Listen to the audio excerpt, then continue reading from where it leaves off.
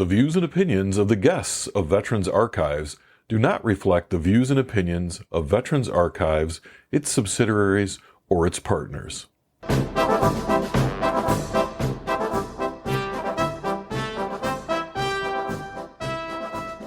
Hello and welcome to Veterans Archives. This is a podcast where you can learn about our military history in the words and voices of the men and women who lived and created it.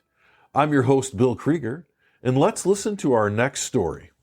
Today is Wednesday, April the 12th, 2023. I'm talking with Jonathan DeBoe, who served in the United States Army and the Michigan Army National Guard. So, John, let's just get started simple. We'll talk about when and where you were born. We'll start at the beginning and kind of work our way up. All right. So I was born June 18th, 1981 in Wayne, Michigan, to my mother, Joyce DeBoe, and my father, Michael DeBoe. All right. Wayne, Michigan. So where exactly is that? You're going to ask me the tough questions. So, I grew up in Canton, so it's not too far from Canton. It's down that way, not quite downriver, kind of outside Dearborn area. Okay. Did you live there all your life then? So I can remember when I was just a little kid, we lived in some condos in Westland.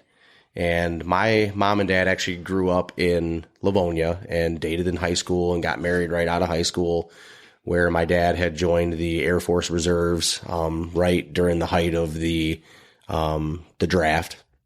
And I can remember growing up in Westland in those condos, and then they bought their first home together. It was my older sister and I, and it was in Canton. And then that's where I spent the rest of my childhood and my early teen years, and then graduated high school and off I went. All right. So we kind of skipped a few things there when we talked about growing up in Westland. So let's talk a little bit about what it was like growing up, Jonathan, and what about your family, brothers, sisters, all of that stuff? Okay. So, my mom named me Jonathan. She loved that name, and I absolutely hate that name. I like John, and she still to this day won't call me that. But anyways, yeah. So we grew up in Westland. I have an older sister that was born September 18th, 1975, and we were very close. And then in October 8th of 1985, I had twin brothers that were born. So there was four of us. My dad worked for Ford Motor Company, and he was also a reservist in the Air Force. And my mom worked for my grandpa, who owned an auto parts store in Livonia. She was like the bookkeeper, check writer, inventory specialist, I guess. I don't think she really had a title, but that's what she did. So she was able to be home with us and everything. But growing up was fun. We did lots of family vacations. My dad was management at Ford, not on the union side. And so, yeah, we had a good childhood, nice house in a brand new subdivision when they bought in Canton, Michigan. And I spent my entire time going through the Canton schools, and I played baseball and football. So is there, can you think of like a specific memory from being a kid that like when you think about a good time when you were a kid, like is there any like one thing that you can think of? So living in the neighborhood, it was a very big neighborhood, and it was a brand new neighborhood. Lots of kids my age. Well, we would all get together and walk over to the community park there that was just outside the neighborhood, and we would play baseball or basketball or football, and we'd always go on the tennis courts with our rollerblades and go rollerblading and play hockey. And so those were some of the big memories that I have growing up in that neighborhood. It was just a big family environment, and all of our parents were friends, and we all hung out, and, birthday parties were huge, because everybody was there together, and it was good. It was good. And then I want to say it was my 8th grade year.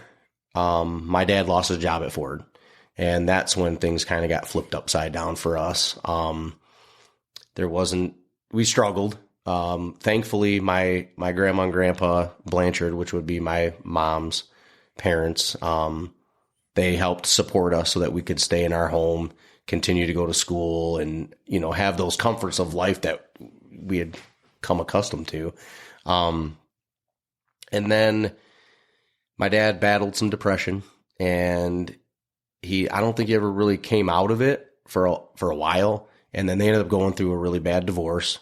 And my brothers were affected the most by it. At this point, I had graduated high school, and was going to a community college for fire and rescue, which I didn't complete. I ended up joining the military instead, but we'll get to that.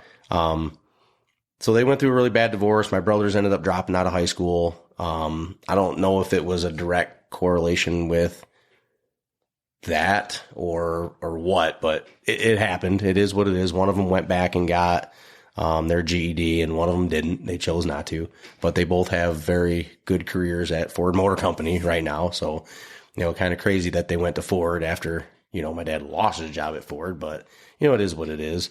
But going back a little bit, I know I'm jumping around here, but going back, my dad was in the Air Force Reserves.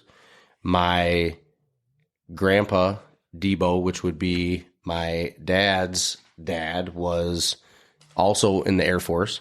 He was an aircraft mechanic. He worked on the Mustangs, and I have a lot of really great old black and whites of him working on the aircrafts. And he died when I was 18, which would have been my first grandparent that had passed. And I never really had an opportunity to really talk to him about his military experiences or things that he had done or where he went, which he was in during the Korean War.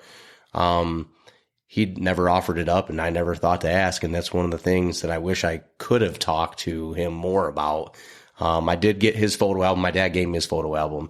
So I have a lot of pictures from things that he has done and where he's been. And it's cool to look back, but it's not the same, which is why I think I appreciate what you're doing here so much, because now, if I don't have that opportunity to share the story with my kids, they'll be able to listen to this. No, very true. So my other grandpa, my mom's dad, who actually just passed last month, he was almost 92.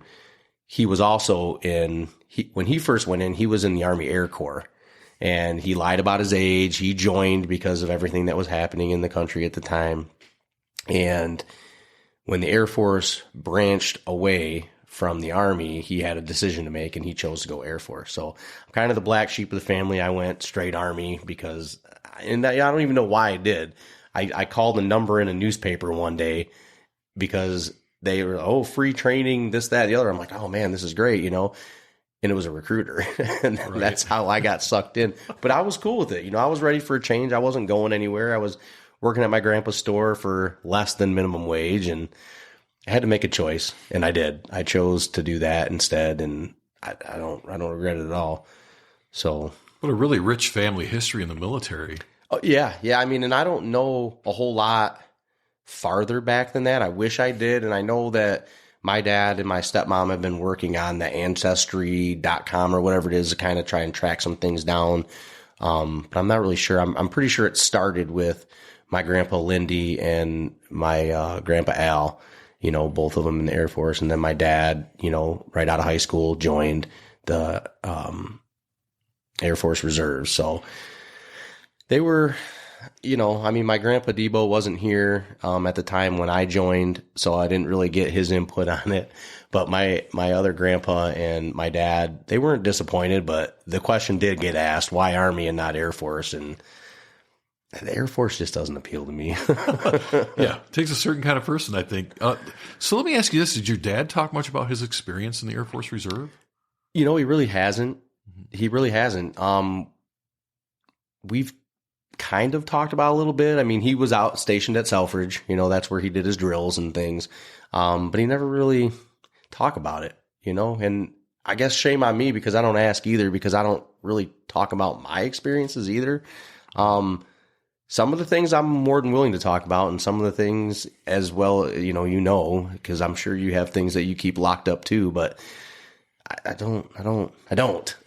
I just don't. I don't know why I don't. I mean, I think that's pretty typical of military people, honestly. So let's talk about that a little bit. You graduate high school, you kind of bump around a little bit at community college, and you call this random number in the newspaper. And so anyone listening to this 50 years from now, a newspaper is this piece of paper that used to open up that had news in it. Yeah. Believe it or not. I don't know what you're looking at or listening to now. So you call this number and you're like, oh, they got me. Yeah. So what happens? So his name was Sergeant Vance. So I can remember, he said, well, this is United States Army recruiter. And, if you're interested, we'd like to talk to you. And he didn't have me right then and there. So I'm like, I don't know. Let me think about it. Well, you know how persistent recruiters are. And he kept calling. And I said, you know what, let me just go see what this guy's got to offer. So I went down and, he interviewed me and said, what is it that you would like to do? And I said, well, I was going to community college for fire and rescue. I really wanted to be a firefighter. I didn't like that you couldn't just be a firefighter. They wanted you to be EMT trained, EMT basic, EMT advanced. And I understand why, but I was like, man, I don't want to do that. I want to go fight fires. So, and that was probably just, me being a naive child, not understanding the full scope of what they do. So anyway, he's like, well, take this test. And I'm like, a test? And he's like, yeah, take this test. The ASVAB, take this test. I'm like, okay. So I took it and he comes back and he's like, okay, well, these are all the opportunities you have. And combat medic was one of them. And I said, okay, well, hell, that's what I was going to school for. Let's think about that. Right. And so he starts doing some things and he's like, well, I can send you to basic, but you're going to come back home for like 6 months before you can go to your training because we're backlogged on training and things. So I'm like, okay, well, I don't want to do that. If I'm going to go, I want to go and get it over with. So he says, well, you can be an MP. And I said, an MP? He goes, yeah, military police. And I'm like, okay. So in my mind, I'm already thinking like, okay, is this something that I can use if I decide not to spend 20 years doing this? And in my mind, I'm like, oh, absolutely. I come out and be a police officer, right? So, which didn't happen, obviously, as you know. Right. So I said, okay, well, what's the deal with that? He goes, well, we can get you out in, gosh, I don't even remember when it was. Was it like November, I think. So we can send you out in November to Fort Leonard Wood, and you'll go there and you'll stay there the entire time. You'll do your basic training. You'll have a day break, which we didn't have. You'll have a day break, and then you'll roll right into your AIT, which is Advanced Individual Training, and they'll teach you how to be a military police officer. I'm like, well, okay, it sounds exciting. So I did it. I signed up, and I didn't really say anything to my family, and a month or two goes by, and I said, well, I got to tell them. So I finally told them. It was literally like almost 2 months and before I finally came out with it. Well, how'd that conversation go? My mom, I think she was proud, but I think she was scared. Yeah.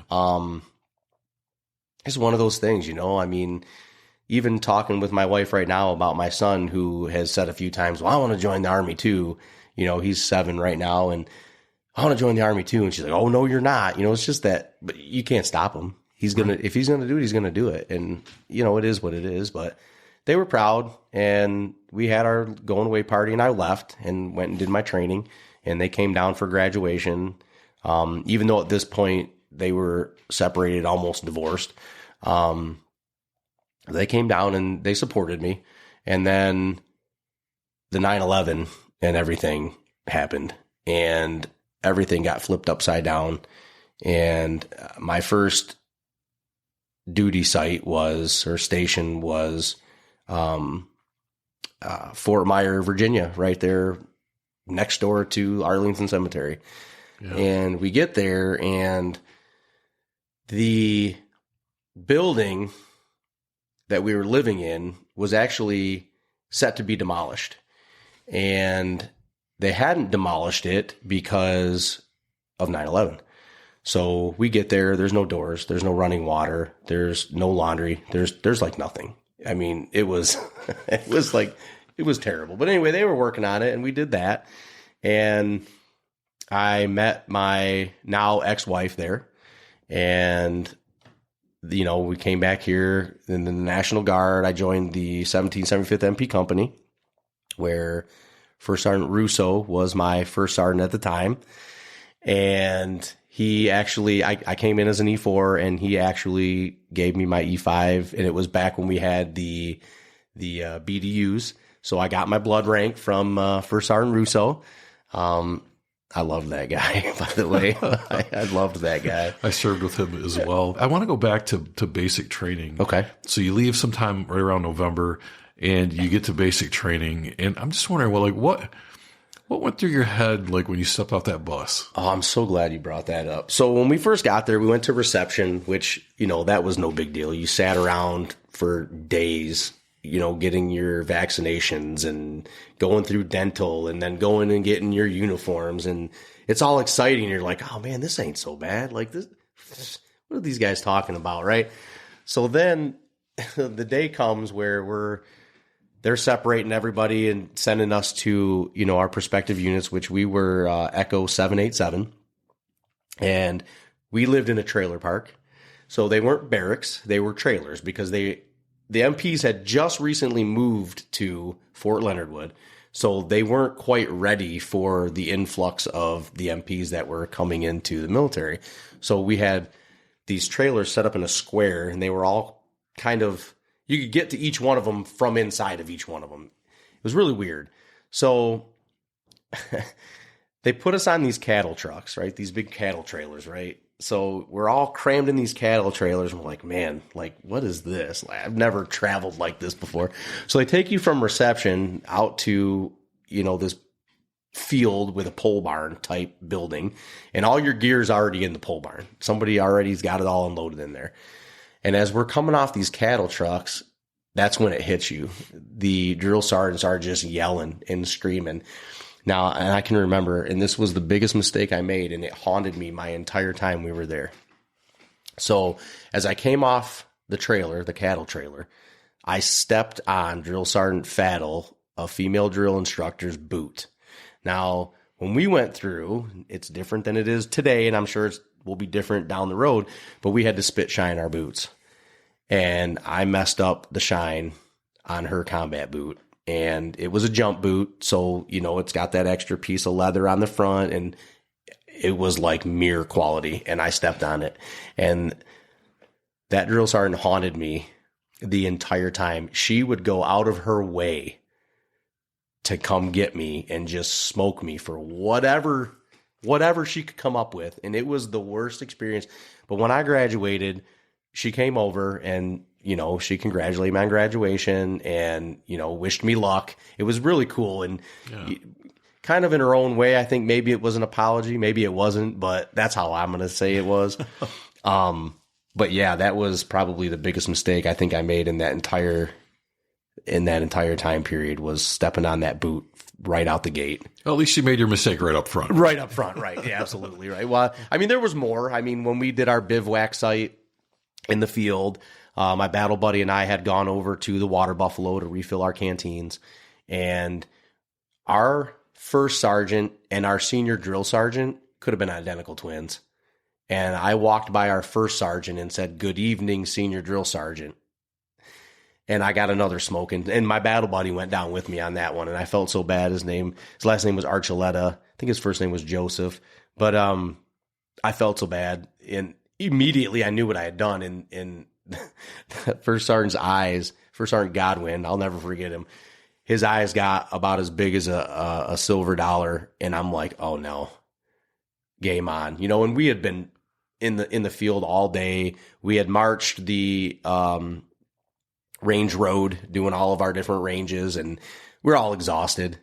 And he hammered me. I was picking cherries, and we had M16s. I was holding my M16 out in front of me and then over my head. And yeah, he got me good there too. So yeah. And then it was funny because, there were two of us that were picked for honor grad, and I was one of them, and he was the one doing the interviews. He was testing our knowledge for our little smart books that we were supposed to be studying all the time. And I didn't win. I ended up in second place, which that put me in like the first squad leader position instead of out front in front of the platoon. But yeah, as soon as I walked in there, I mean, he knew. He was like, "Oh, okay, here we go." And I'm like, "Oh man, I couldn't win." Right.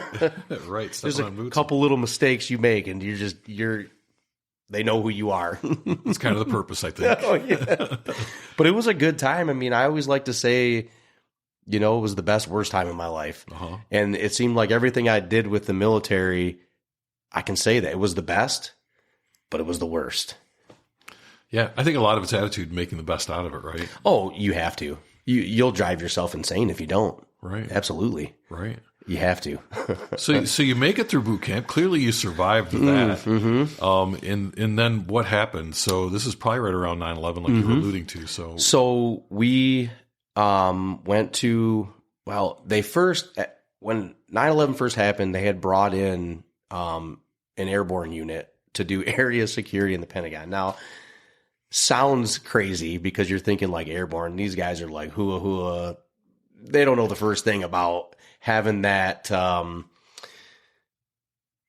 personal, those soft skills. Yes, yeah, the way to be able to talk to someone or politely talk to somebody. There's no polite there.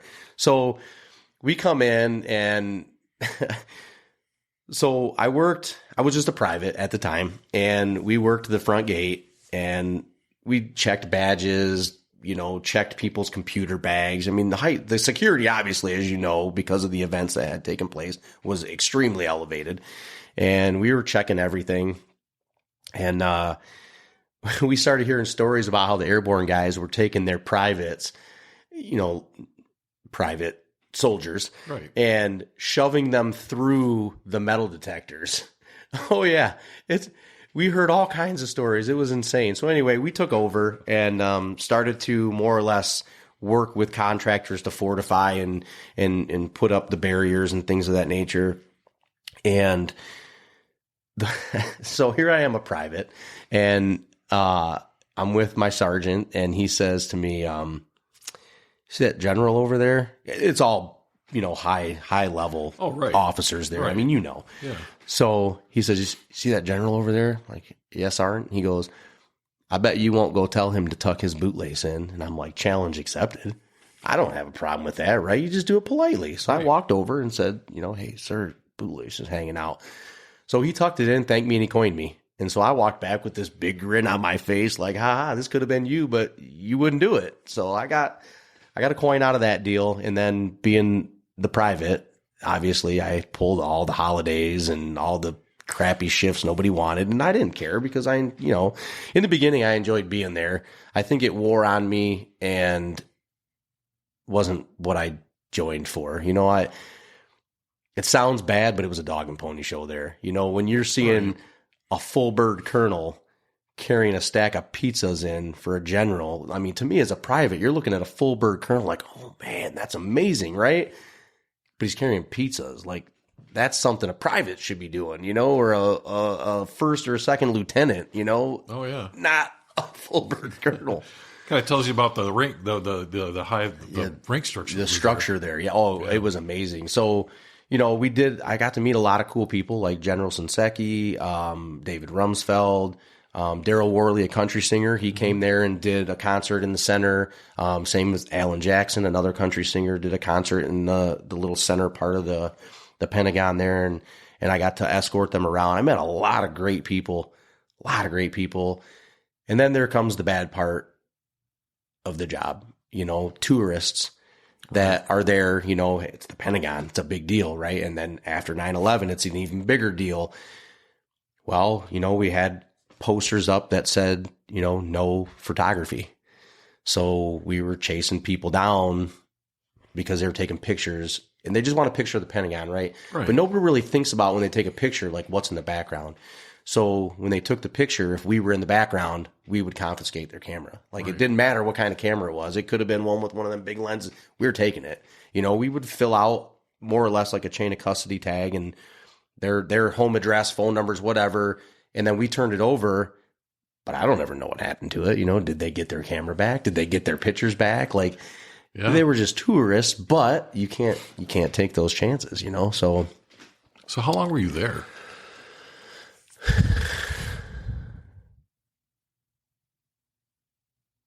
Gosh, I don't even remember. So let's see, basic training. How long was basic training? I don't even, God, it was so long ago. Right. Well, between basic and the 22 IT, years ago. That's quite it's like 16 weeks, is it? 16, 17 weeks? Yeah. And then the duration, so like another year and a half probably, because the delayed entry, then the training, and then there. And then came back here. And like I said, I had met my ex-wife now. And then came back here and was assigned actually to the 210th Military Police Battalion. And I wanted to be in a line unit. Mm-hmm. I'm not. You're not a staff member? I'm not that guy, no. So the 75th, I went there, and then that's when I met, like, a lot of great people there. For Sergeant Russo, Sergeant Ettinger, Sergeant Cadet. There's so many people I could talk about that, I still somewhat talk to today through Messenger or Facebook. Mm-hmm. We all follow each other, but we don't have these conversations, Right. So, and then once that happened, we were here, and the unit was in Pontiac, Michigan, and we went to Katrina, which was actually the first time that I met you. Right. So we get all geared up, ready to go. We head down to Biloxi, Mississippi, and it was just devastating. It was so bad. I mean, the drive there in the Humvees was terrible, but, these poor people lost everything. You get there and you see a casino barge that had come in and actually was dropped on a 3-story hotel. And like, there was nothing left of the hotel. The casino barge completely crushed it. Right. And I mean, I have tons of pictures, buried in a rubber tote somewhere, What military person doesn't have a rubber tote full of stuff, right? No kidding, right? Yeah. They don't call them foot lockers anymore, right? Cause they're just rubber garbage that breaks. But anyway, so we spent, I don't even know how long we were there. So I was there, and you might even be able to help me with this time. You were there. So for my current employer, I was brand new there as a meter reader at Consumers Energy. And when we deployed, we didn't have orders. So we deployed, and it was my first time really deploying, and I didn't know what the time frame was for orders and things of that nature. So I didn't know what to tell my employer. So I finally was told, like, hey, if you don't come back, like, we're going to start writing you down as a no-call, no-show, because, I mean, there's no way for me really to communicate. We're out here trying to help these people. And so I had a choice to make. We were there, it was about 2 or 3 weeks, I think, before they shut us down in Mississippi and then sent everybody to New Orleans. Right. So we had a decision to make. It was basically bus 1 or bus 2. Are you going home or are you going to New Orleans? And I wanted to go to New Orleans, but in the back of my mind, I'm like, well, I want to keep my job too, so I came home. And that's what prompted the conversation with you was, hey, who do you know? Who can I talk to? How do I get orders? Because they're like, oh, hey, go talk to Bill. He works at Consumers too. So, right. And that was the first time we had met. So I chose to come home. And I did. And then those guys came back probably, I don't know, maybe 2 or 3 more weeks. I don't know. How long were you down there? Probably like 6 weeks or so, maybe. Yeah, total? it was a total of about 45 days. Yeah. Okay. I think everyone got down there like the day after Katrina. The day after. Yep. And then we all came back later in the fall. So, I can remember getting to a motor pool, and we weren't quite there yet, but we stayed overnight in a motor pool, and it was just dust and trucks rolling in all night long. It was Camp Shelby. Yeah. In Hattiesburg, Mississippi. Yep. And we were sleeping on the hoods of our trucks, and, some people were sleeping in the trucks themselves, and it was just a bad deal. It was. I always compared it to being in the Beverly Hillbillies. Yes. Right? Because that's what it looked like. We loaded up the trucks and we moved. Yep. But we got there and we got the job done, for sure. We did. Yep. And I think in our chalk that went down there, I think we only had 1 vehicle breakdown the whole time. And I mean, our vehicles were a wreck. They weren't the cream of the crop. They were not. They were not.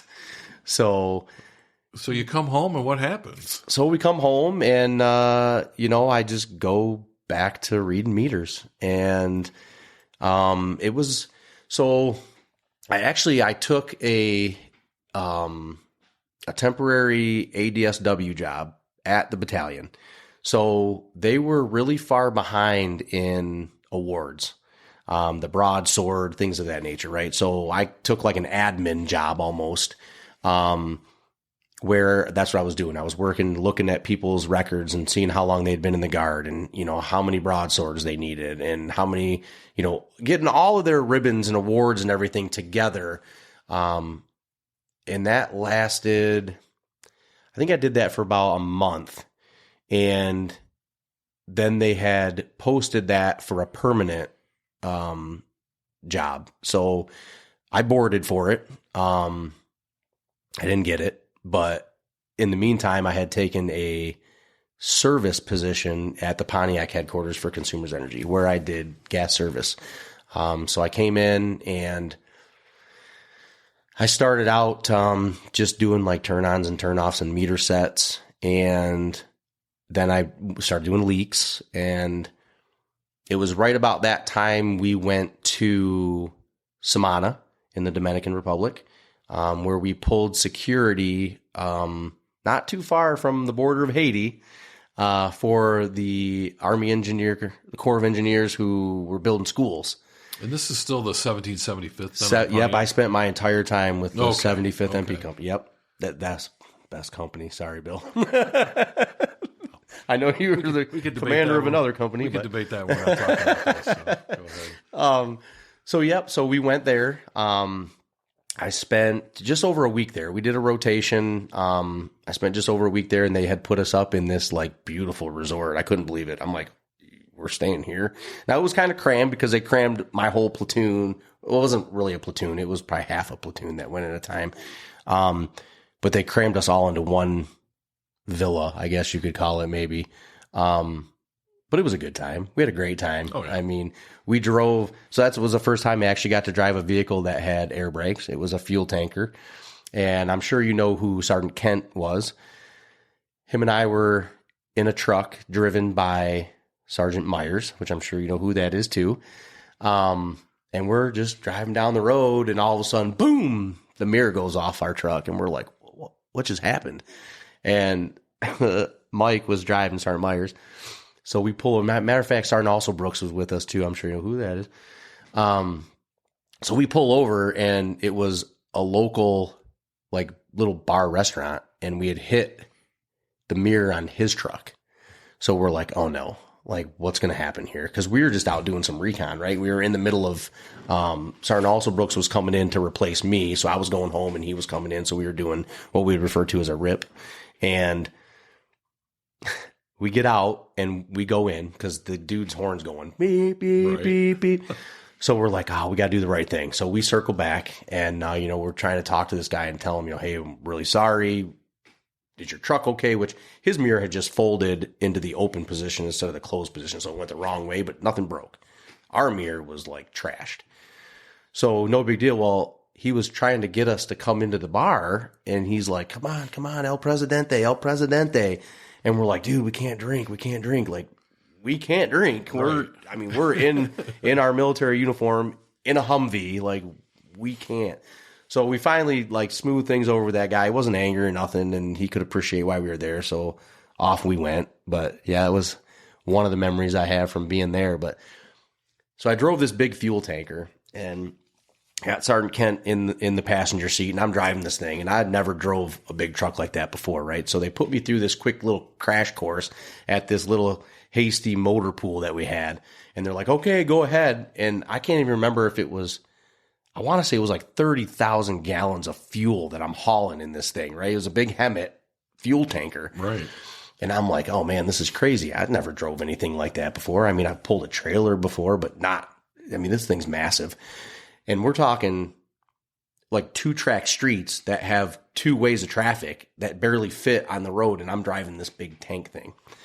So we're going, and all of a sudden, this guy on a little moped motorcycle thing jumps off the curb right in front of the truck. And I'm like, I won't say what I said, but I said some very explicit things as I'm slamming on the brakes and this thing's going, and you could just feel the fuel that I'm hauling slam to the front of the tanker.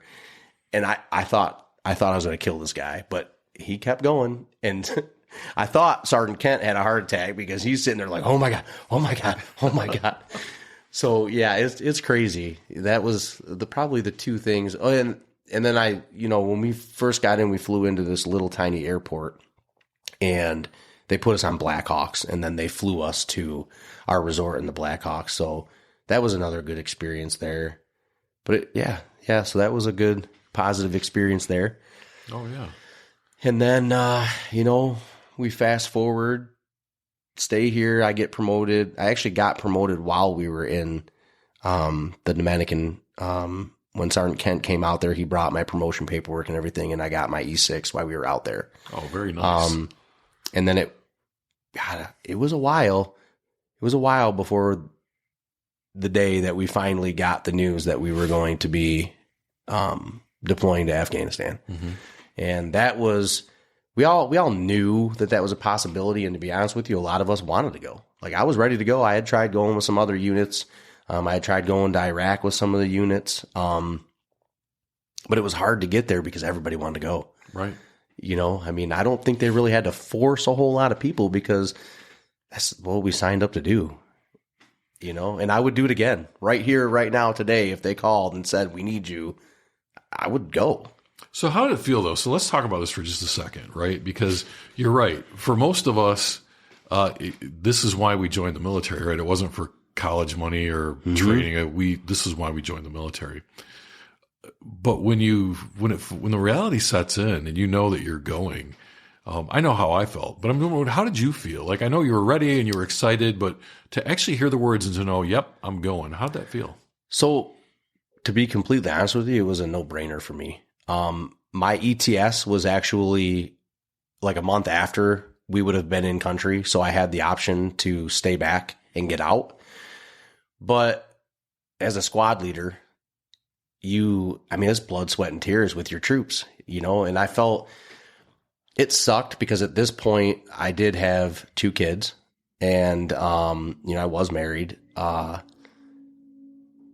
That was hard to leave my kids. One of my kids wasn't even a year old yet.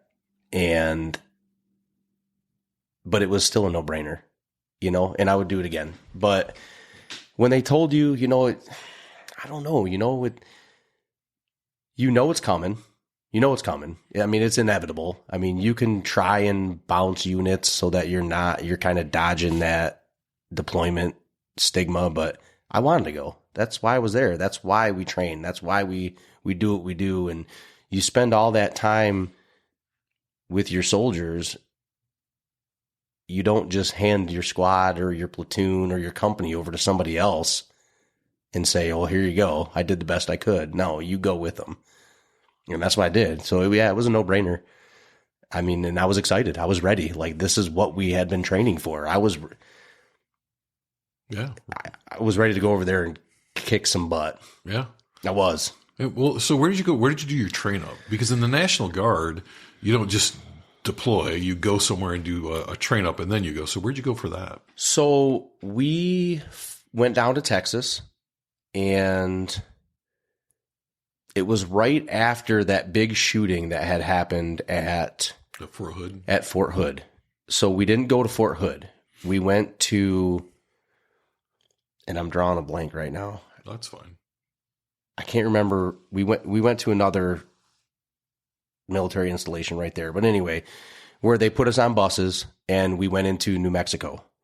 And they had this big site set up with those old Gomer Pyle style buildings.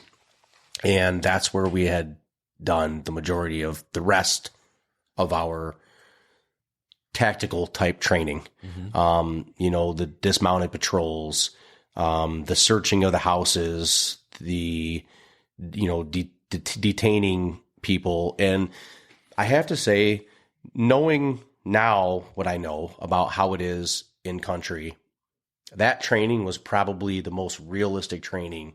And you don't realize it at the time if you had never been, right? Right. So they actually had, Afghani and Iraqi people in this village training you. It was amazing, and you don't think about it at the time. Like I said, if you've never been deployed to, Iraq or Afghanistan, until you get there and you go, holy crap, that was, the only realer way it could have been is if they would have used real bullets. Right. You had stuff that was blowing up and you had, simunitions, and it was I think that helped prepare you mentally for what you're about to get into, other than the actual rounds coming at you. Right. Nothing prepares you Nothing for that. Nothing. So yeah, it was very realistic. And then we went back to Texas, and that's when we got on our flight, and we flew into Kuwait. Did you go to Camp Beering in Kuwait? Yes. Yes. It was like landing on the moon. Yes. And then you get in the bus. Yeah, let's and talk then about Kuwait for a minute here. Oh my God, it was hot. It was hot. Yeah. It was hot. They had like. So let me ask you, I don't mean to interrupt, John. That's okay. But when people say, "Oh, but it was a dry heat," what do you say to that? Bullshit. Yeah, bullshit. Hot is hot. Stick your head in an oven, Yes. turn on a hair dryer, and that's how hot it Yes, was. hot is hot. Yes. I don't care how you slice it. Hot is hot. So you land on the moon, it feels like you're in hell. Yes, it does. Yeah. So, we landed at night, and we rolled out, and they put us in this old airport that looks like it had been blown to hell. I mean, it looks like it went through some stuff. And, they get you all checked in and everything, and then you go, and there's not really a whole lot to do there. I mean, they have some of those connexes that they've turned into restaurants like Pizza Hut and McDonald's, and it's not the same food. I don't care who you are. It's not the same food. But we stayed there, I want to say, for 5 days. I'm really racking my memory right now. I think it was about 5 days we stayed there until we had our flight out of there into CAF, Kandahar Airfield. And talk about a landing. I wasn't prepared for that. Okay. Now, if you're looking inside this hollowed out airplane, right? It was a C-17 hollowed out, right? There's nothing inside. They slide all these aluminum Air Force pallets in there that have what look like comfortable seats, nut to butt, right? That's how tight they're putting you.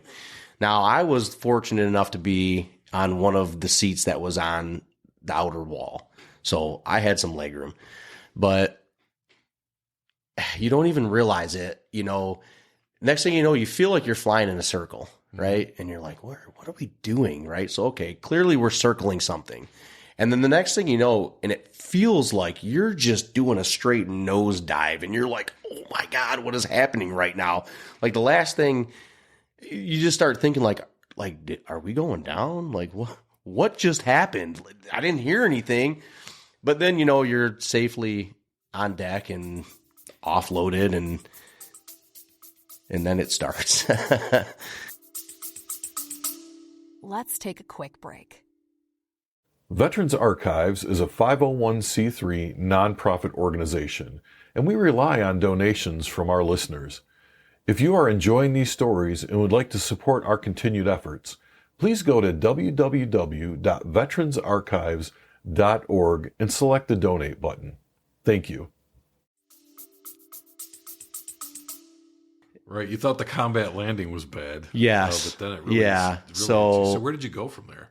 So we landed there, and they put us in some temporary quarters, so as the 5-ton rolls up with all of our gear in it, right? Our personal bags, we start unloading it, and then you get the roop incoming rocket attack, and you're like, oh my God, what is that? Like, nobody tells you about this stuff. Right. So everybody's diving into their concrete, little bunkers and stuff, and you're like, what's happening? What? And you never hear anything. You never see anything. At least we didn't. I know that, there are people that have experienced some sort of a rocket attack at CAF. So I'm not trying to discredit from them at all, but we didn't see anything in the 3 days we were there. And, after you pull your head out of the sand after that first rocket attack, it's not so much a big deal after that. So anyway, we stayed there for a couple of days, and we linked up with the company the platoon that we were replacing at Police Substation 5. So we were our first platoon was embedded with a Afghani police department, I guess you can call it, at their police station. So when we first got there, it wasn't very fortified. It had four guard towers and a fence. I mean, it was pretty bad. It was down the street from Fob Walton, so it wasn't too bad. But our first day there, it was just a key leaders recon. So it was myself, which was the first squad leader, our second squad leader, our platoon sergeant, our platoon leader. The platoon that we were replacing came and picked us up from CAF. And then we rode out there with all of our gear with the plans to stay out there. And we were going to do some recon for the first couple of days, kind of get used to the routes, go check in on some of the other stations that we checked in on. There was a big TV and radio building, I guess, where they broadcast and stuff like that, which was one of our sites that we had to check on, which had security all the time by the ANP, the Afghan National Police.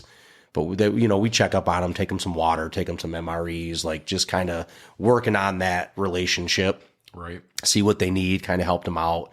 So that first day we were there, there ended up being a VBID that went off in the entrance to Fob Walton.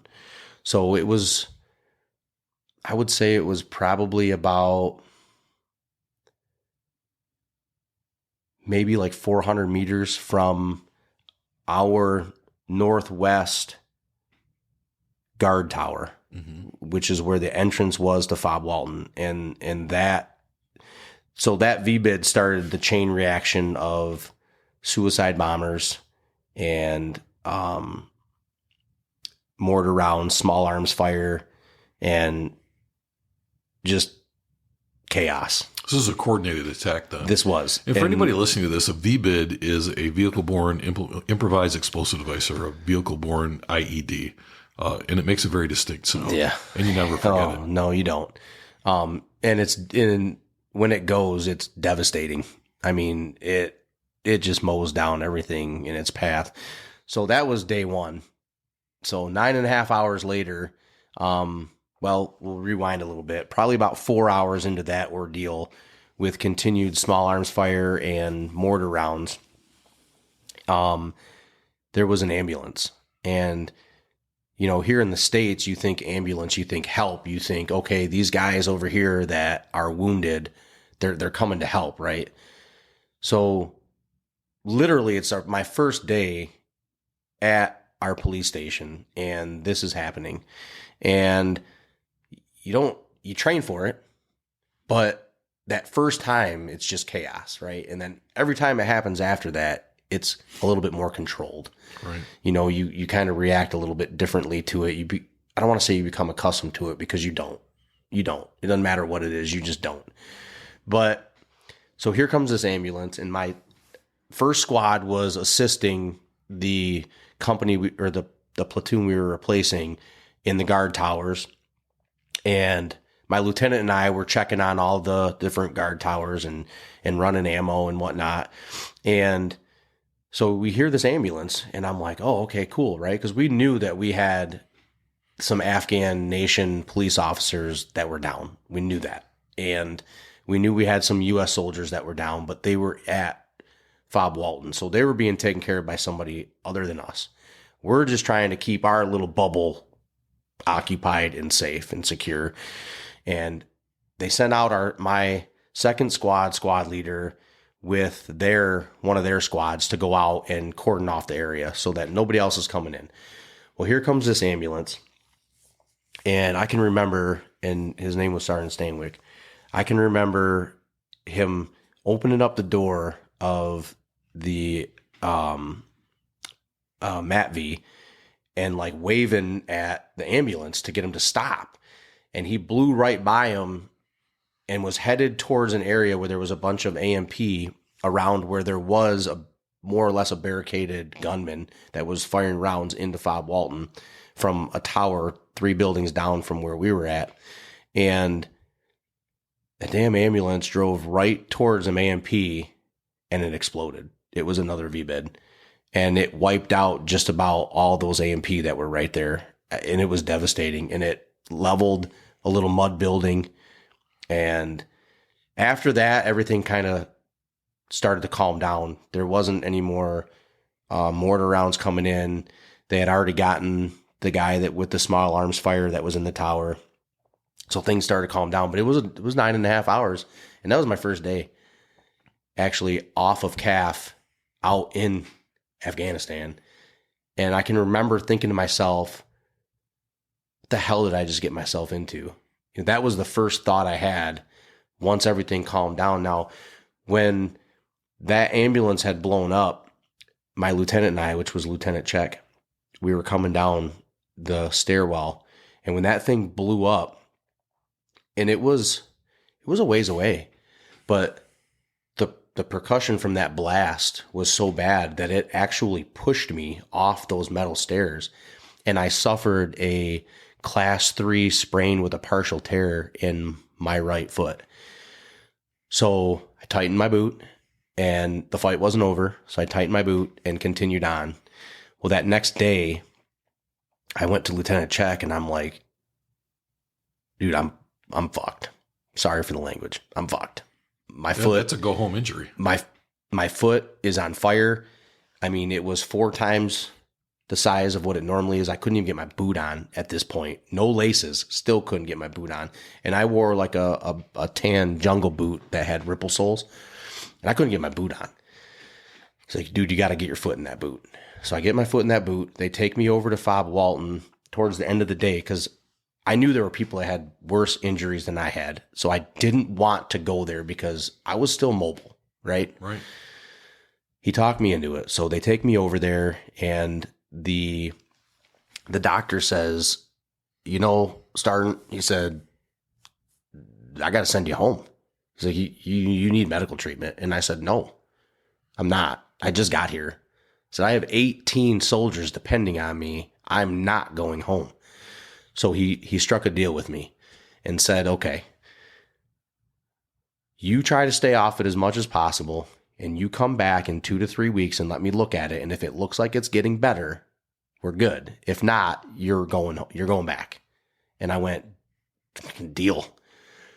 So I think I finally was able to make it back like 3 to 4 weeks later.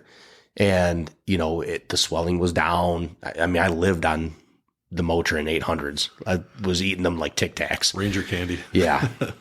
So, I mean, what we did over there, everything we did was dismounted. So I was hobbling around like a crazy person, trying to learn all these different places we needed to go check on, all the different police stations that I was responsible for.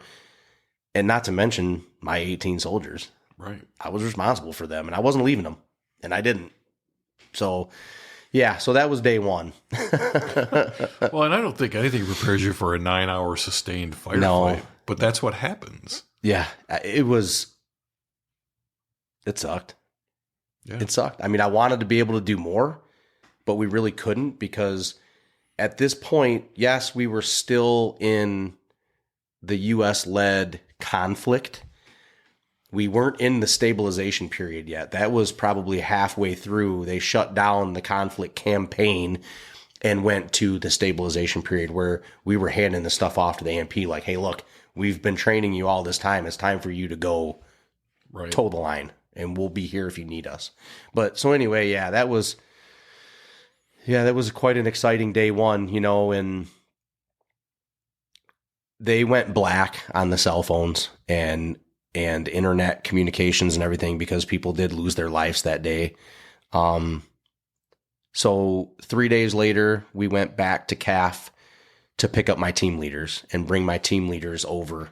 So basically the relief in place, right? We'd take one team of theirs, drop them off, pick up one team of mine. Take one team of theirs the next day, drop them off, pick up another team of mine. And you just went back and forth so that you didn't do like a mass exodus of the outgoing troops, and you didn't want to do a mass entrance of the incoming. So you kind of just back and forth it a little bit, whatever's comfortable. And I can remember rolling up in there and my soldiers coming out to me, and like, it was like a big hug. It was like a big group hug for 1 second because nobody knew what was going on. They had heard like, okay, stuff happened. They knew that we were there. They had heard people were injured and or killed, but they didn't know who. They didn't know what. They didn't know why. They didn't know when. So like, it was just like that. Okay, I'm good. Come here. Let's do this. And then we need to drive on. So it was difficult, but I'd go back and do it again. Yeah. Absolutely. How's the rest of the deployment then? I mean, if that's day one. How'd the rest of the deployment go? So that was the worst day for that entire deployment. We found a lot of IEDs in culverts. You have that occasional. So we refortified our position. There was a road that was right next to our police station. We actually closed it off completely, put up the big concrete T-wall barriers. We brought in some HESCO barriers, and we made this we were fortified. There wasn't nothing coming in there, razor wire everywhere. We had a lift gate at the front that the AMP manned. We continued to man 2 of the towers. They took over the other 2 towers. We'd get the occasional person that would try to throw a grenade over the wall, or, there was a rickshaw. Like 2 doors down at like a little market area that was all glass. It was actually a pretty decent building for where we were at. Right. Well, and I can remember I was on Skype. We had just gotten a generator and we had just gotten a big Connex delivered with some computers. So we were starting to become civilized again, I guess you could call it, right? We're getting back into the technology age here to the point where we could make rosters of who had the computer at what time to talk to their families. And, so we were starting to get there. So I can remember I was talking to my family, my mom and my brothers and my 2 daughters at the time, in this damn rickshaw 2 doors down. And we don't know where it was going. We don't know, obviously, who was on it because it blew up. And it blew the windows out of this building. It just destroyed this building. We couldn't believe it. So that happened, which again, it was a one-off. Like nothing else came with it. There was no indirect or direct fire.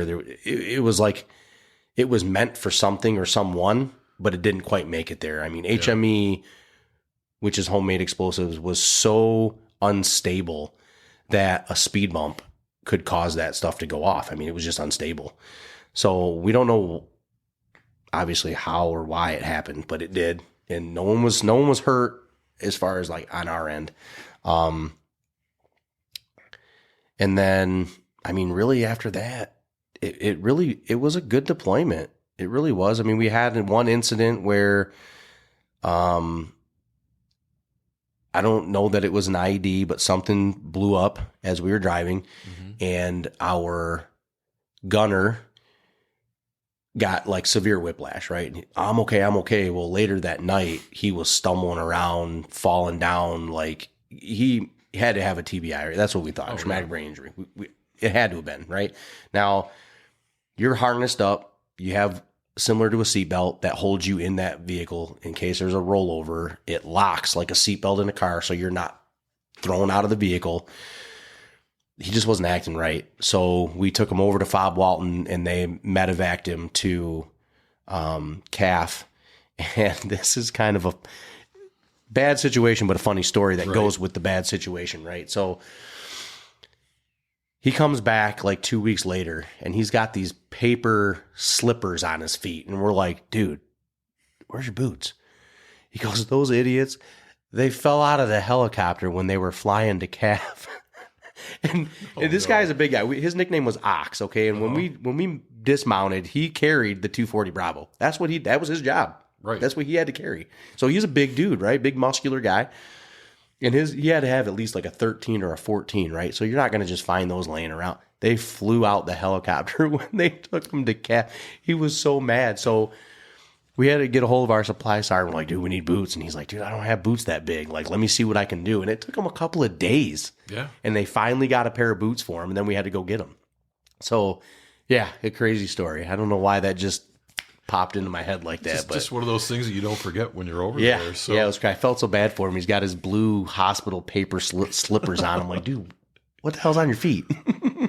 Well, you almost probably asked him just to make sure he knew that he was wearing paper on his feet, right? Yeah, it was crazy. They looked like somebody's big fuzzy flippers, but they were the hospital blue paper. Yeah. Like, dude, what the hell's on your feet? So it sounds like you were fortunate, though. You brought everybody home. We did. We did. We had one person that came home probably 2 to 3 weeks because they got some sort of an infection. Yeah. Nothing combat related. We don't even know how he got it. And they just said, dude, look, we can't treat you here. You need to go. So they sent him, and then he didn't come back. Yeah. But he was good. He was fine. He was healthy after, he got some treatment and whatnot. But I mean, that was really about it. I mean, it was a good deployment. We met a lot of great people. We were there for the election. So we were doing area security on one of our highways, and it was hit or miss with people. Some people enjoyed us being there. Some people didn't want us there at all. And then some people it was like they were used to it. It was just part of their normal everyday life. Yeah. And so we had one of the highways that was a route for the dignitaries. And we had one of the host nation nationals approach us at one of our turnaround points as we were doing our patrols down this highway. And they had told us that they had seen somebody put something in a culvert. Now, that culvert was just a little ways out of our area of operation for that highway. So it was on the way to CAF, right? The main road going to CAF. So, I did what any responsible leader would do. We're going to go check this out, right? So we went over there, and sure enough, there was 2 5-gallon yellow jugs of HME. So we called for EOD, and the QRF brought EOD in, and they went down there, and it had anti-tamper devices on it, meaning if we would have went down there and tried to pull it out and we tipped that 5-gallon jug just a little bit, it would have detonated. Right. So they did what they needed to do, and we got the all clear. They had, disarmed it. So myself and one of my specialists, West, just like, okay, well, how are they going to get from here to our vehicles to take them to the place where we would detonate the stuff that we found? Like, we used to find old 155 rounds, the old Willie Pete's. Oh, yeah. I used to love watching those things go up because it was the white phosphorus and it looked like a fireworks. So anyway, so we carried those back and got them loaded up, and my company commander's screaming at me at this point because we were a little bit out of our area and the dignitaries were on their way. And I had told them, the route's closed, dude. You got to go a different way. I mean, there's no backup plan. I'm like, what do you mean? There's no other route. There's not roads there like there are here, right? Right. So he's yelling at me, telling me, like, there's no other roads. And I'm like, well, you got to figure it out. Like, I got EOD downrange. Like, you can't come through here. So it was just, like the heat of the moment kind of thing. And some things were said, but that may have prompted a meeting the next day in my commander's office. May have gotten certain people who were sitting at this table in trouble. Yeah, maybe. Yes. Yeah. But my platoon sergeant, what a good dude. Sergeant Cox, he took a lot of them for me. He really did. I know he got chewed on quite a bit for some of the stuff that we did, but we did what was right. It's his job to take the heat, Rob. It is, right? Absolutely. Beans, bullets, and anything else that comes along with it, right? Just like it's the commander's job. Absolutely. So, but yeah, no, it was good. Again, worst time of my life, Yeah, I mean, absolutely. So I come home. So I want to stop for just a second, and I want to ask this. So, what was it like coming home? Like when you stepped off the battlefield and onto that plane and you come home, what was that like for you? So just that initial feeling. The combat takeoff was terrible. I mean, you wouldn't think that big, massive plane could take off like that, but they do. It feels, I know it's not, but it feels like you're just going straight up. Oh yeah. And it's crazy. But anyway, coming home, I mean, it was an awesome feeling. Going into it, you don't know what's going to happen, and then day one having an experience like I had with, my senior leaders, you don't know what the rest of the deployment is going to bring. We were very fortunate that it wasn't that bad. I mean, we were there during the jailbreak, and We were stagnant at a location for, I don't remember if it was 3, 4, 5 days, running out of food and water, trying to get QRF to bring us stuff. But we had all those prisoners that broke out of the prison. So like there was no available bodies, right. And we had to be there. And we wrapped up a couple of people. Now we don't know if they were escapees or not because they were just in the system. So we detained them and then sent them on their way with, QRF. But so anyways, coming home was awesome. It really was, to know that,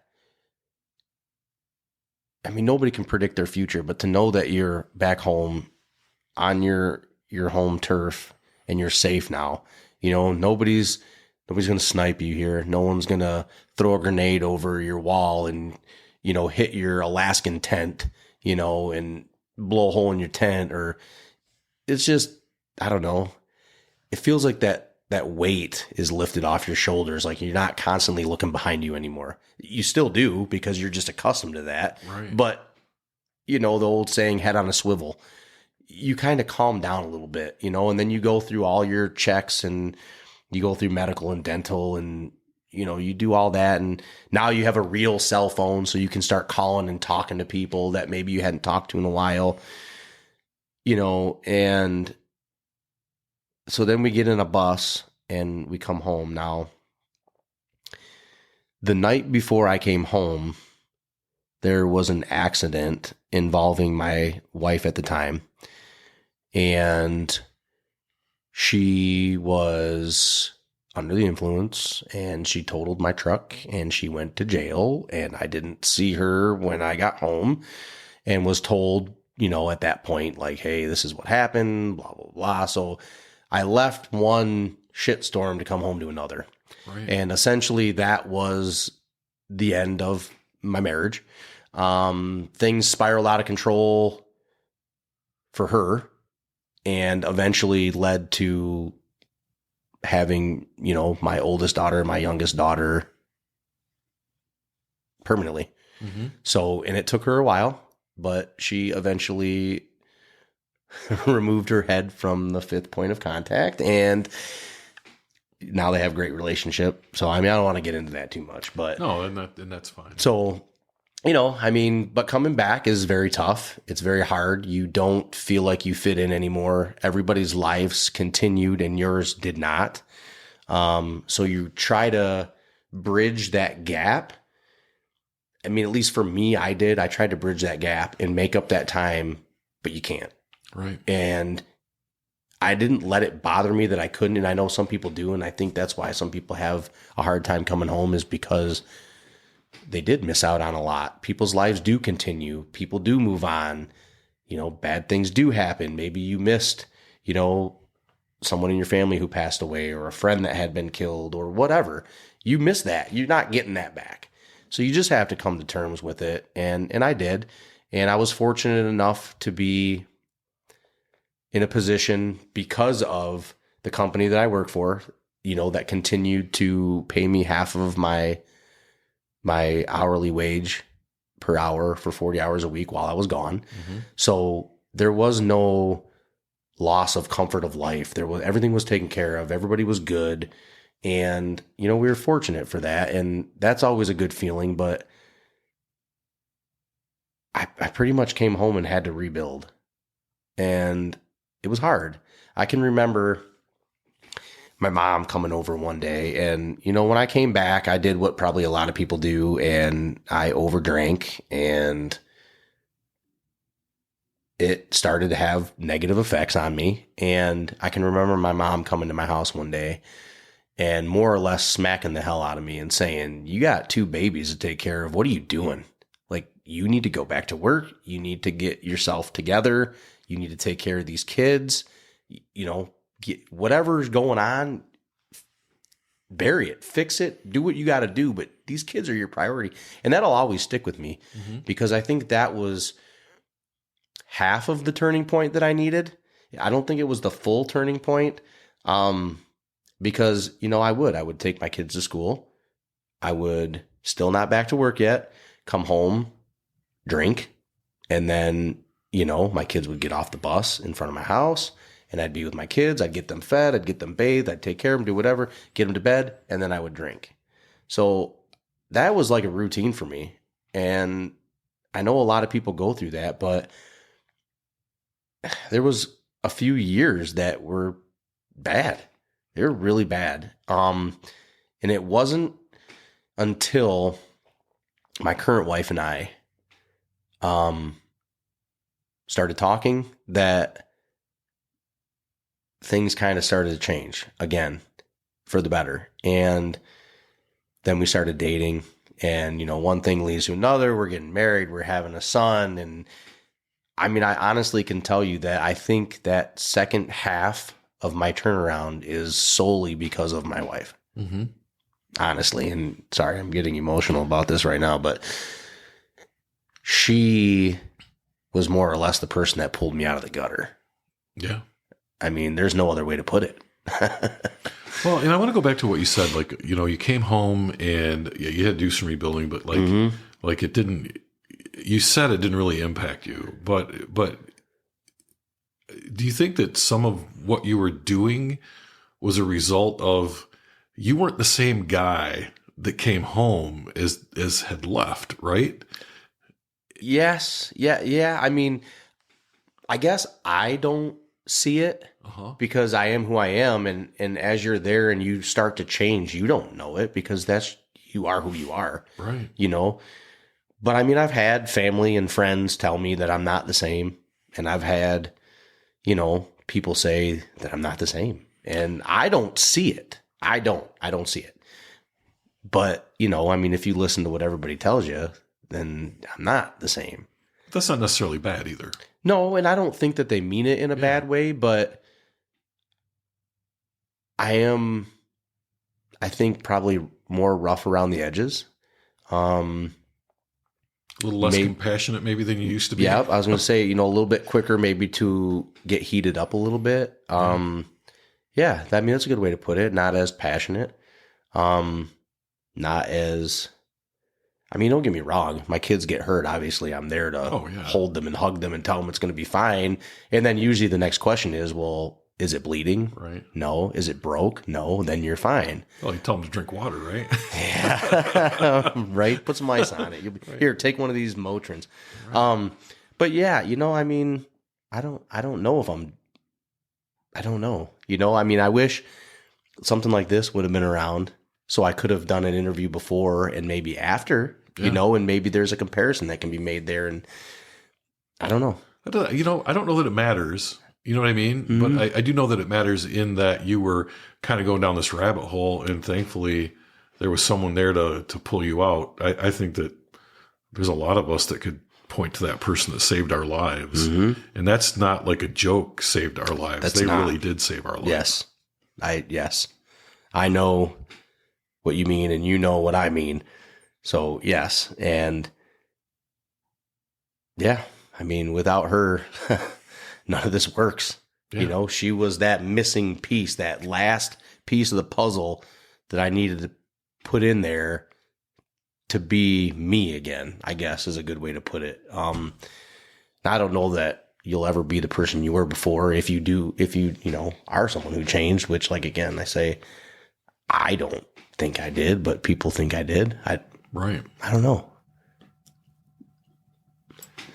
Never really thought about it, I guess. Never really thought about what kind of a person I was before versus the kind of person I am now. Right. And kind of going off a loop again here, but, I mean, I have 4 kids and my wife, and you're successful. That's all that matters. I mean, honestly, I mean, none of this matters except them. Right. I mean, I don't know, my oldest daughter, Bella, is 16, about to be 17. My youngest daughter, Sophie, is 13, just turned 13. And then, my son, Logan, who's going to be 9 this year. And then my son, Elliot, who will be 8 this year. I mean, is there much more of a measure of success than that? I don't think so. Yeah. I mean, I think family's everything. I mean, growing up, we were a tight family. We just were. Yeah. And I'd like to think we are still. Well, so here you are today. There's a couple points in your life where things really could have gone south for you, and they didn't. Everything seemed to work out. But you're here now, successful in your career, successful with your family, and I think the only other question I have is like, someone's going to listen to this thing 50 years from now. And we were joking earlier that, maybe we're here, maybe we're not. It depends on how good medicine is by Right. then. But what would you like them to take away from our conversation today? I guess anything's possible. If you put your head down and you work hard and you do the right thing, good things will happen. It got dark for a long time, but I kept my head down. I kept doing what I should have been doing, and I was where I should be. And now, I'm at the love of my life. I can't imagine life without her. And, you just keep your head down and you can achieve anything, and surround yourself with good people. Don't surround yourself with bad people. That rabbit hole you're talking about. You're with bad people, you do bad things. You're with great people, you do great things. So, that's all really I think I could say is just do the right thing. Be where you need to be who you need to be, and take care of those ones that you love and that love you. Thank you for listening to another episode of Veterans Archives, the podcast that brings you the story of the men and women who have created and lived our military history. If you or someone you know served in the military and would like to share your story with Veterans Archives, please go to www.veteransarchives.org, select the Apply Now button, and fill out our application, and someone will get right back with you. Veterans Archives is a 501c3 nonprofit organization, and we rely on the donations of our listeners.